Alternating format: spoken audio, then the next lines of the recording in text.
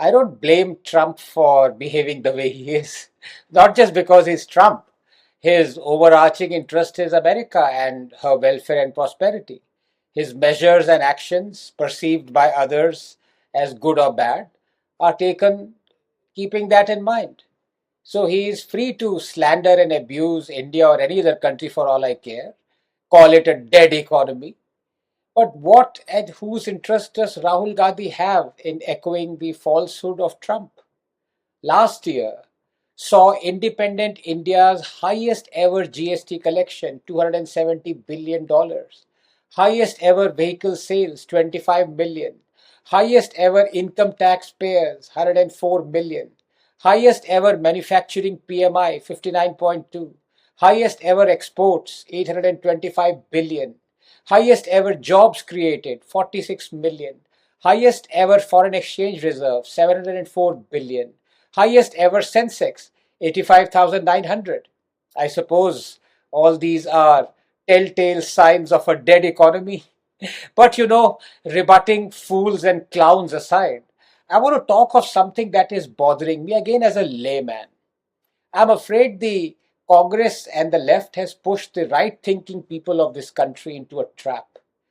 Good economics is about free markets, private enterprise, less state control, less protectionism, more competition. So, in egging Indians into seeing Trump and America as an adversary, they are making us see good economics as an adversary. By hook or by crook, they want to see India ruled by communists of whatever shade, CPIM. They don't care where the M is Marx or Modi if the party remains CPI. We must be wary of this. We must not mix jingoism with economics. This shouldn't degenerate into America being seen as an enemy. Look, free trade is the only way of eradicating poverty and making humanity more prosperous and equal. And so I am fundamentally against tariffs and quotas. They encourage protectionism and license raj. They help in the short run because through protectionism and high tariffs, you create more jobs, more domestic growth, and setting up of factories and lower imports. But in the long run, protectionism and high tariffs result in what they've always resulted in, a socialist trap that ultimately destroys a country's economy through less choice for consumers, outdated technology, increasing friction with other countries, and higher prices because of lack of competition and rule of monopoly. Remember Ambassador cars and Campa Cola? Protectionism is against Darwinian evolution, whose overarching fundamental is spirit of competition enabling survival of the fittest. That said, in taking to the spirit of competition in free trade, one cannot obviously allow unfair trade practices and dumping of goods by dictatorships. So I think Modi did great to have pulled out when he did out of RCEP, which was effectively a free trade agreement with China, a known currency manipulator that props up its companies underhand, indulging in unfair trade practices. On the other hand, Modi also did great to enter into an FTA with the UK democracy. Therefore, in the long run, even though tariffs are harmful and counterproductive, they are an effective measure to check unfair trade practices. Besides, the extent of tariffs is decided by the WTO, erstwhile the GATT, and nations come to mutually agreed upon rates. The ultimate goal is a level playing field that encourages competition, respects and rewards intellectual property, and gives consumers a choice at a reasonable cost. High tariffs don't do any of these things. Also, if countries trading with America deployed high tariffs to protect their local business interests, then America is within its rights to deploy reciprocal tariffs. Those opposing Trump now were fine with Canada slapping 200% tariffs on American agricultural goods or the EU slapping 50% tariffs on US wine. So it is fine for Canada and the EU and a host of other countries to protect their farmers and their domestic market and businesses, but not fine for America to do the same. Isn't that hypocritical? Finally, all things being equal, imposing tariffs by a developing country on identical goods being imported from a developed country, I believe is superfluous. Doesn't make sense. because that product of the same quality and standard is being made in the developed world by someone who's earning 10 times the wages. And so when that product is sold in the developing world, its cost would naturally be higher and consumers would naturally choose the domestic product. A simple pencil, for example, of identical quality made in America will sell at a much higher price than its Indian equivalent in India because the American who made it is given much higher wages.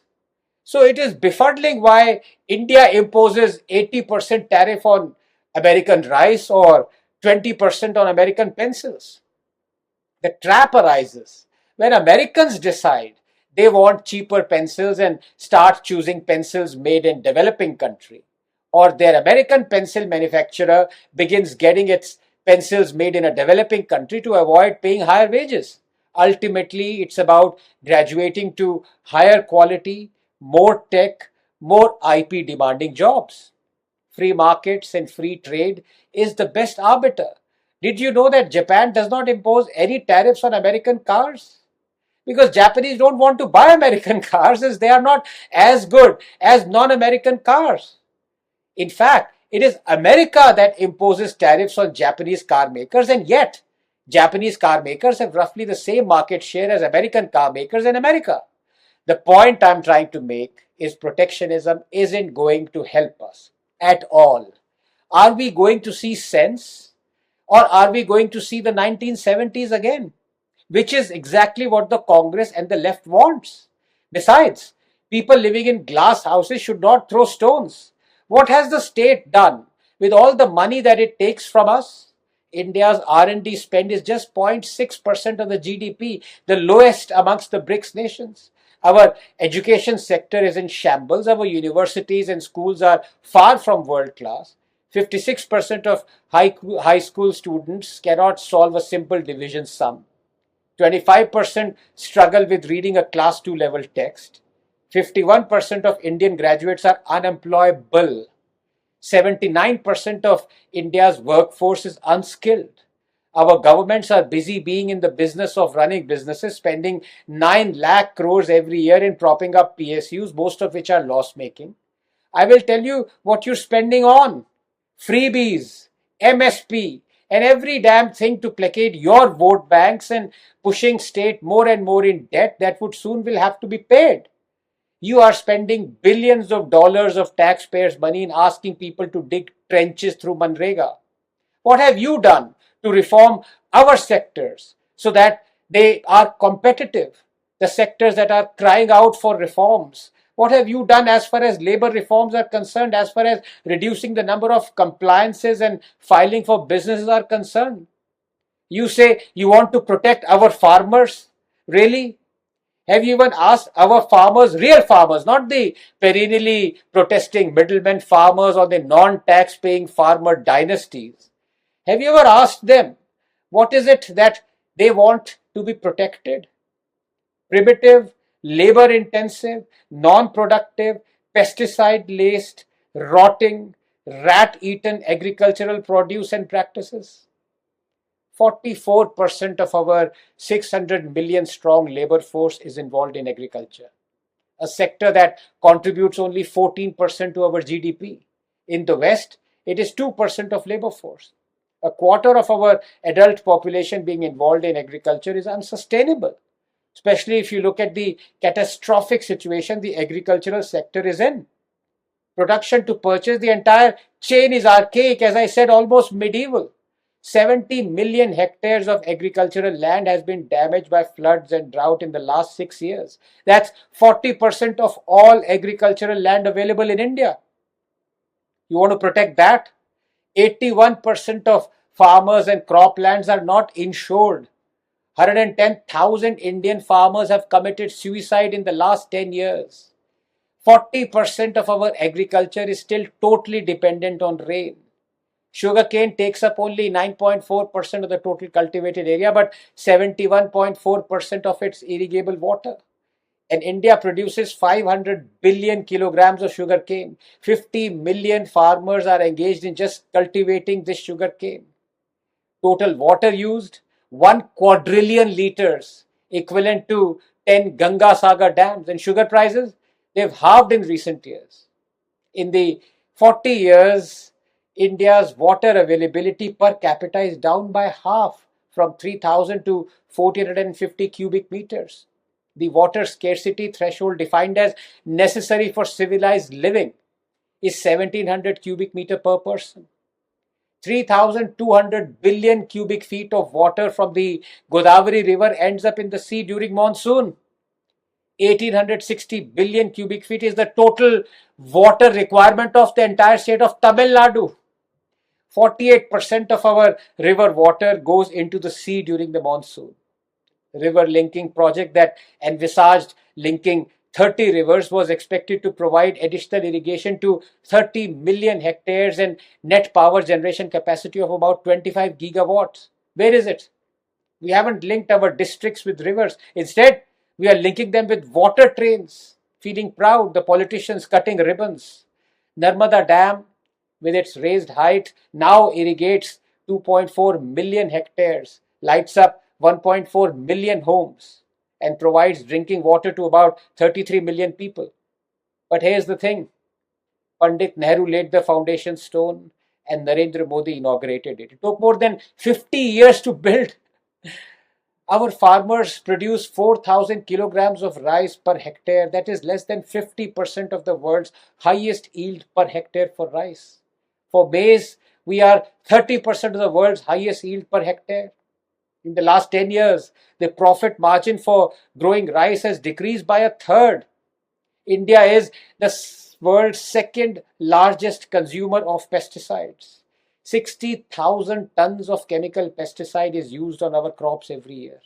The land is poisoned, the food is poisoned, and the consumers are poisoned. 30,000 Indians die each year of pesticide poisoning. What are you protecting? Thousands of tons of exported food is rejected each year because of excess pesticide content. Our food export refusal rate to USA is 7 times higher than China's. India loses 74 million tons of food every year. 30% of fruits and vegetables are lost because of improper and inadequate storage. We produce 320 million tons of food grains, and we can store adequately only half of that. Half. Is that what you're trying to protect by high tariffs, by protecting farmers?